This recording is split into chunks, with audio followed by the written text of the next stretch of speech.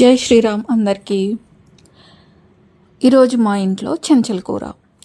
చెంచల్ కూర బాగా స్పెషల్, ఎందుకంటే మేము అన్ని ఆకుకూరలు తింటాము. మా నాన్నగారు ఇంటికి తీసుకొస్తారు.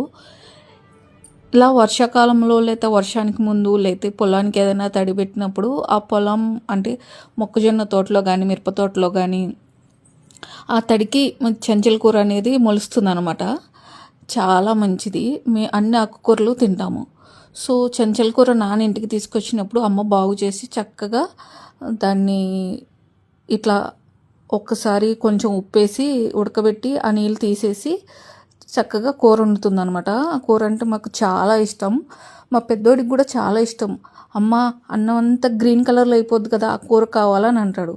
అంటే ఈ కూర కలుపుకున్నప్పుడు అన్నం అంతా కూడా గ్రీన్ కలర్లో వచ్చేస్తుంది. అది వాడికి చాలా ఇష్టం. అందులో టేస్టీగా కూడా ఉంటుంది. మీకు ఎలా కావాలంటే అలా వండుకోవచ్చు. తోటకూర వండుకున్నట్టు కూడా వండుకోవచ్చు. ఇట్లాగా నీళ్ళు పారం చేసైనా సరే వండుకోవచ్చు. అలాగే ఈ కూర అంతా అయిపోయిన తర్వాత అందులో నువ్వుల పొడి వేసుకున్నా కూడా సూపర్గా ఉంటుంది. కర్రీ వండే ప్రాసెస్ అయితే చాలా సింపుల్. ఇట్లాగా మీరు తాలింపు దినుసులు వేసుకుని అంటే ఎండుమిర్చి వేసుకోవాలి. ఎండుమిర్చి పచ్చిమిర్చి, ఇంకా అందులో ఇంకా మనం కారం వేయమన్నమాట. మీకు కావాల్సిన పచ్చిమిరపకాయలు కావాల్సిన ఎండుమిరపకాయలు వేసుకోవాలి కారం కోసం. ఇట్లా రెడీ అయిపోతుంది. మా అమ్మ అయితే వెల్లుల్లిపాయలు బాగా ఎక్కువ వేస్తుంది. వెల్లుల్లిపాయలు మనకి ఇమ్యూనిటీ పవర్ బాగా పెంచుతుంది కదా. సో కర్రీ అయితే రెడీ అయిపోయింది.